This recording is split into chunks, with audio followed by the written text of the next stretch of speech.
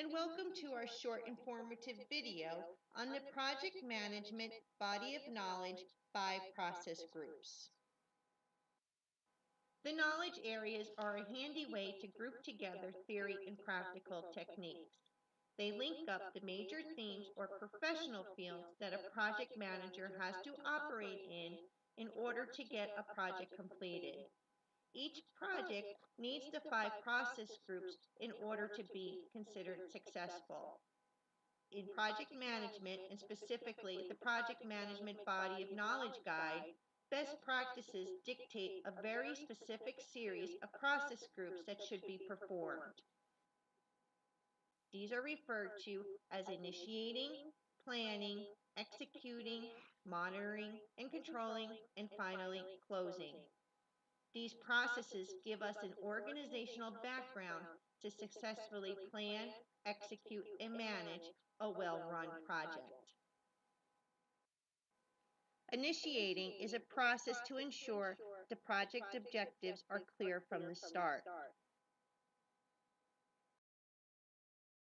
Prior to initiation, it is wise to carry out a pre-initiation, which lays the groundwork for a project prior to its official start.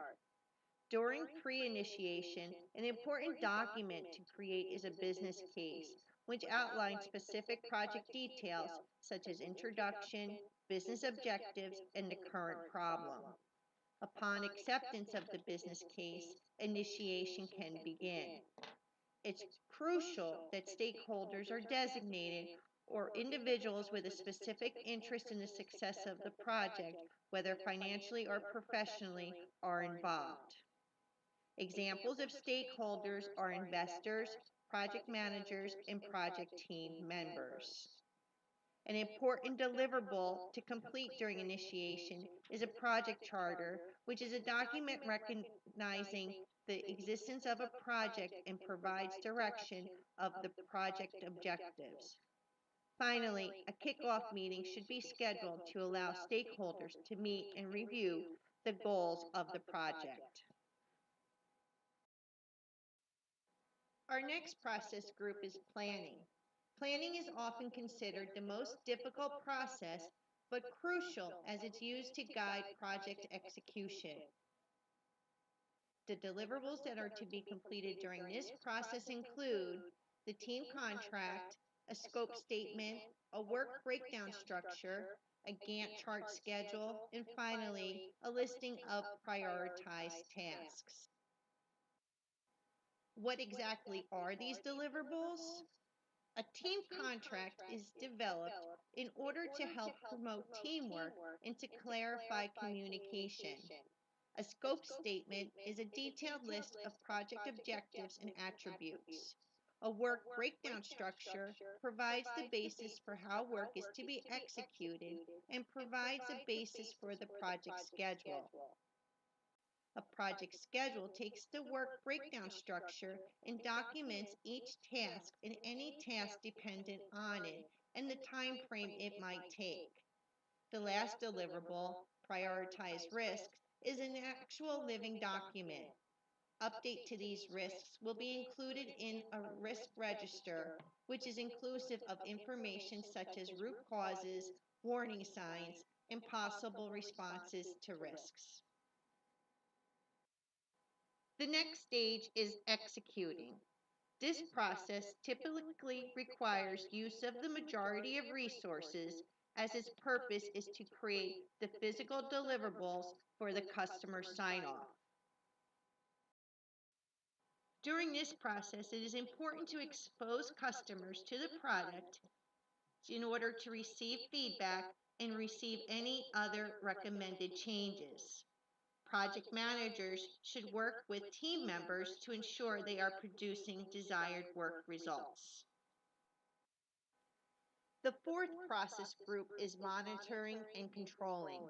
In this process group, the project manager reviews the progress and documents the benchmarks of the project. Keeping an eye on team performance and reacting quickly and appropriately to any emergent issues is vital for maintaining positive forward momentum. Revisiting the previous process groups and making adjustments to the project may be necessary as the project reaches its most active stages.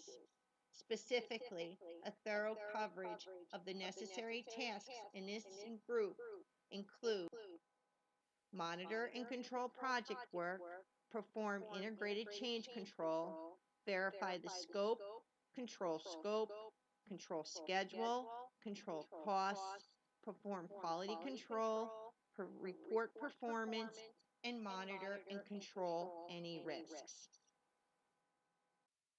When moving forward with a project, the project manager continuously reviews progress and makes any necessary adjustments to increase workflow effectiveness. As the project progresses through each phase, it is important to secure the documentation related to completed portions of the project. Revisiting another process group to be sure that objectives have been met might be needed. Closing is the last project management process. This process includes gaining stakeholder and customer acceptance of the final product. Following acceptance, the project can be formally closed. During closing, a key activity would be to identify and document the lessons learned. These lessons can be used as a reference for future projects to avoid mistakes or project failure. During closing, it's also crucial to ensure that the project has a smooth transition into everyday operations, which can be documented within a transition plan. A final project report would also be a valuable deliverable to reflect on the project's adherence to original scope, time, and cost goals. We hope that you've learned something interesting and new while watching this video. Thank you for your time. Carolyn Augustine and Lindsay Martzel.